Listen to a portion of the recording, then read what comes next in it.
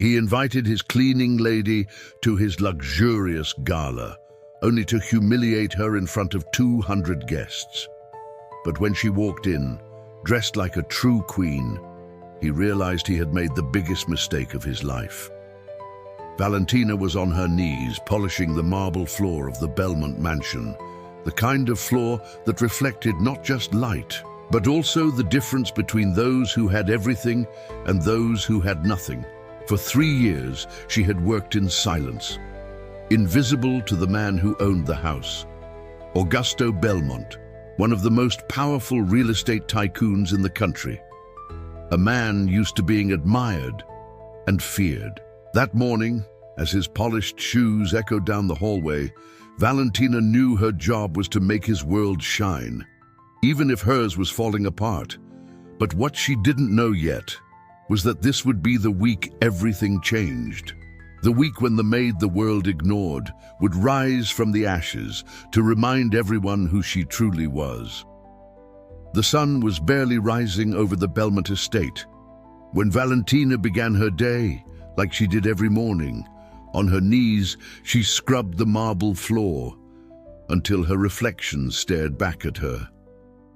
The scent of wax filled the air, mixing with the faint aroma of imported coffee from the upper floor, a smell that reminded her of the world she could never touch. Then came the sound she knew too well, the confident rhythm of expensive shoes echoing down the hallway. Augusto Belmont appeared at the top of the grand staircase, dressed in a flawless suit, his phone pressed to his ear. "I want everything perfect for Thursday. No mistakes. 200 guests, the city's finest."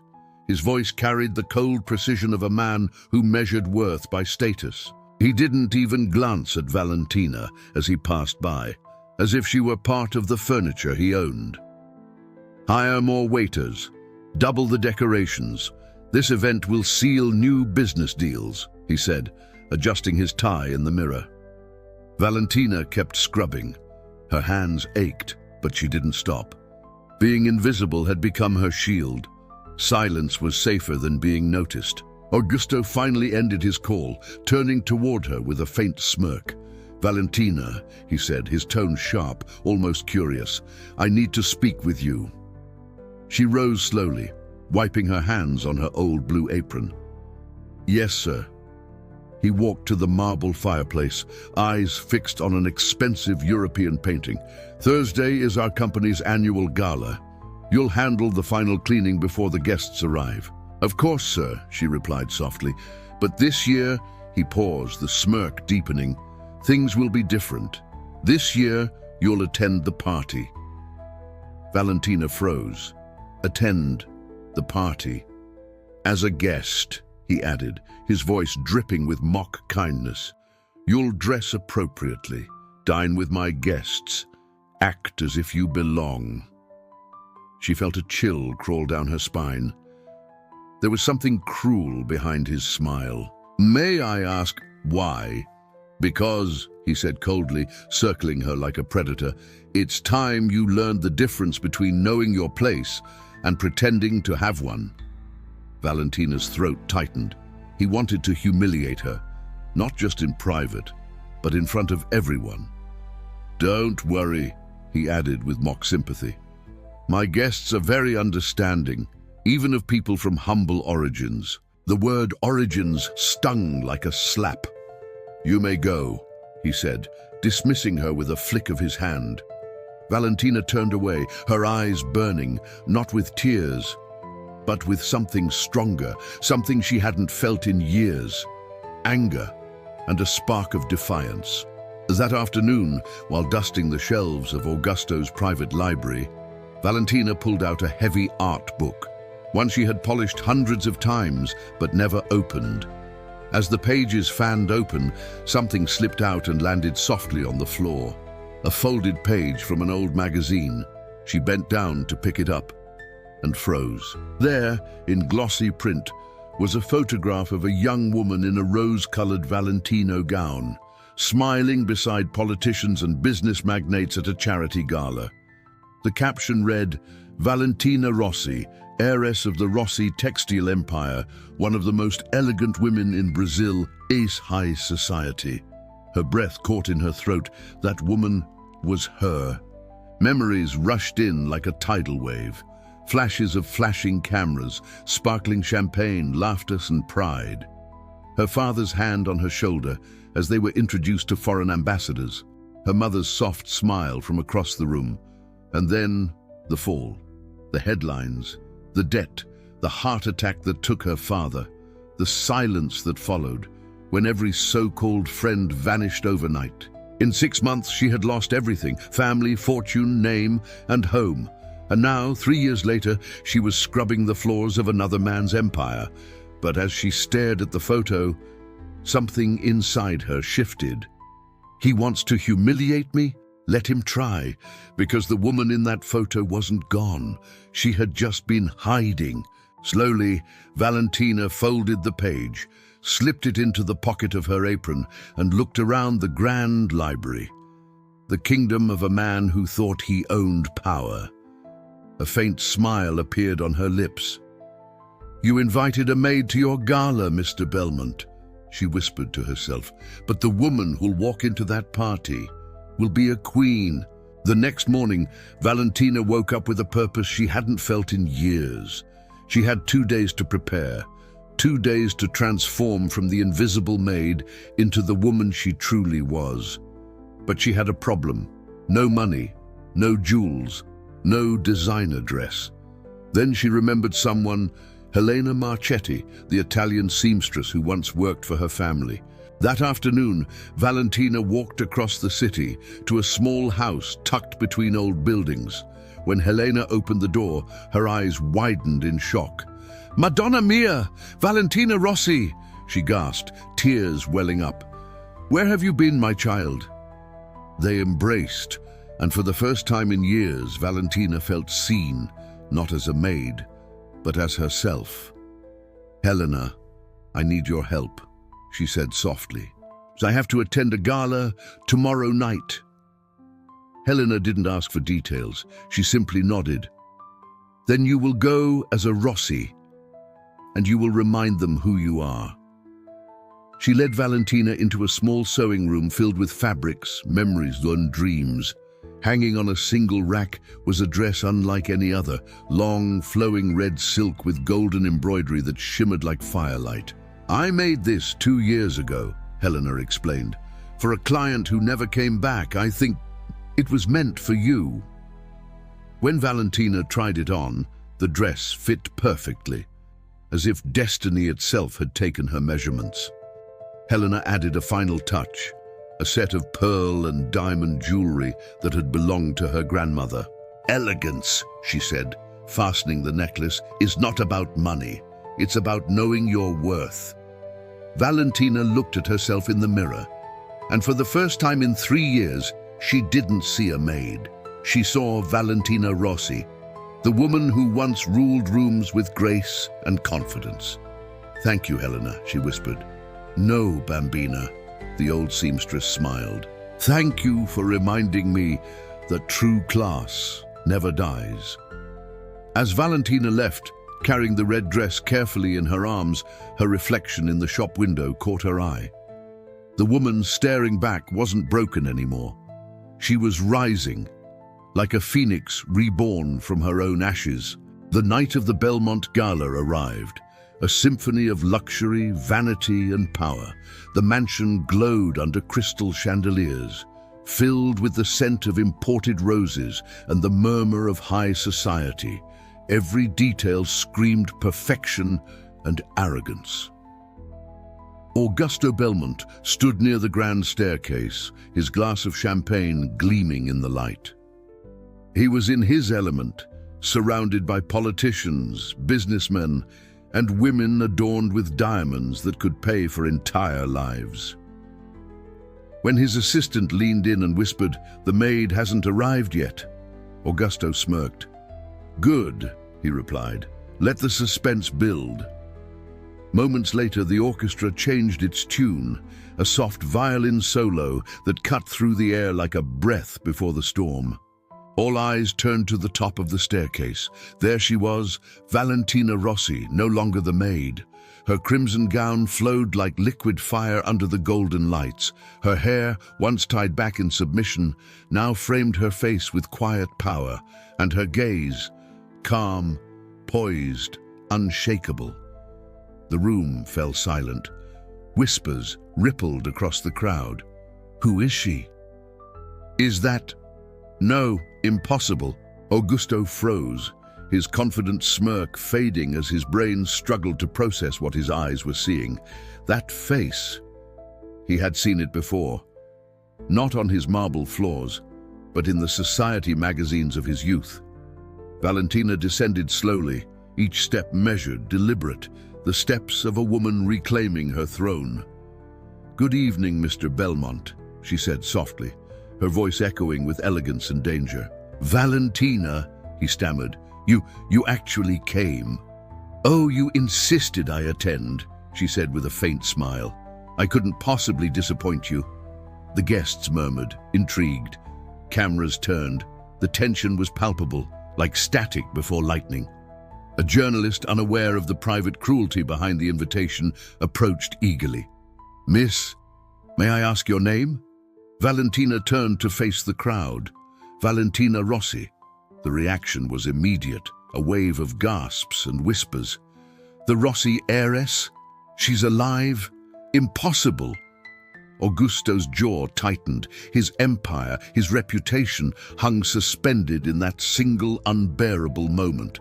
Valentina's smile didn't waver. "Some people forget that power can be lost as easily as it's gained," she said, her tone calm but cutting. "And that those they look down on may one day be looking down from a much higher place." The orchestra resumed, but this time it was her rhythm the night followed.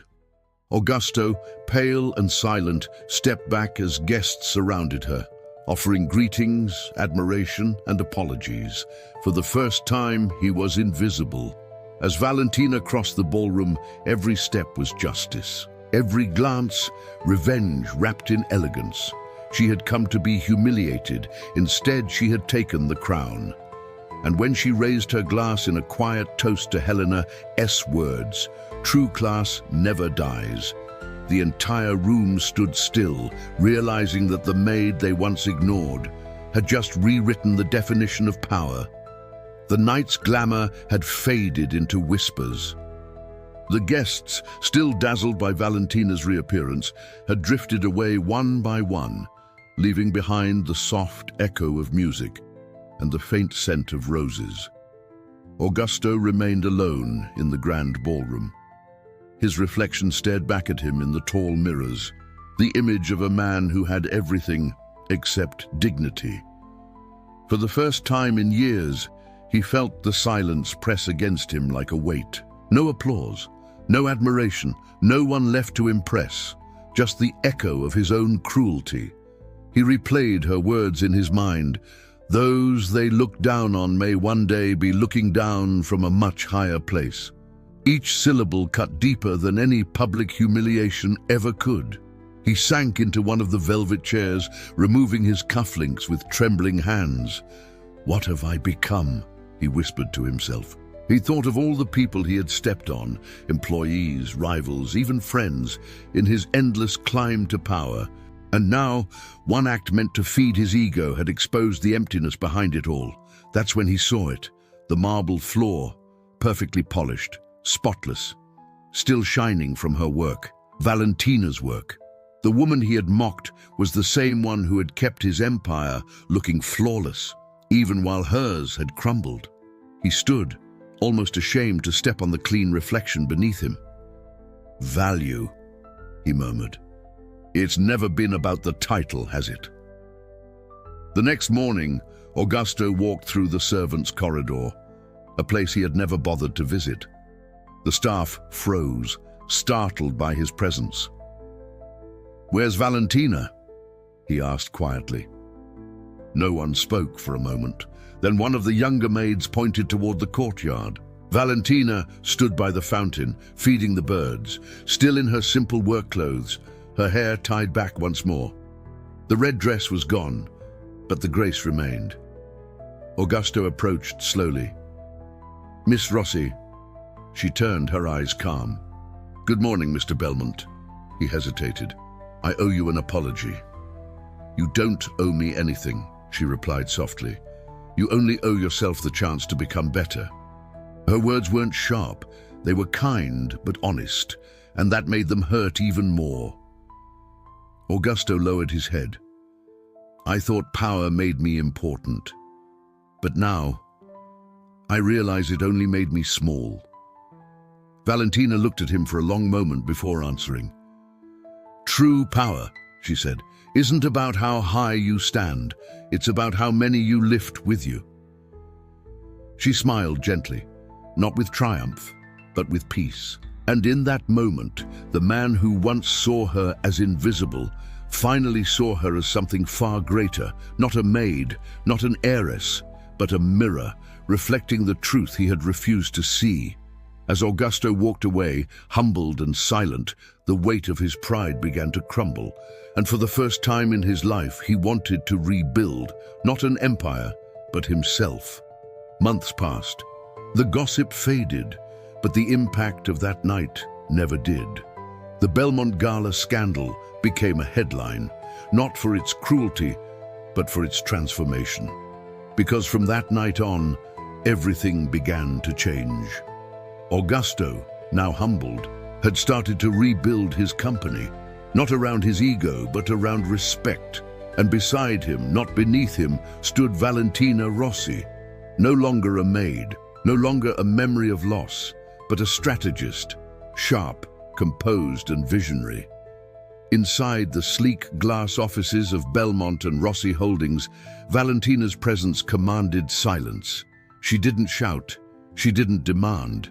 She simply spoke, and people listened. On the boardroom table, plans were spread out, new investments, community projects, rebuilding old factories that once belonged to her family's textile empire. "Luxury," she said to the executives, "means nothing if it doesn't give back. True legacy isn't built in marble and gold, it's built in lives." Even Augusto couldn't hide his admiration. He had built a fortune, but she was building a future. Every decision she made carried the weight of her past and the clarity of her purpose. She didn't seek revenge anymore. She sought impact, and little by little, her quiet power began to reshape everything around her. One morning, a young intern nervously approached her.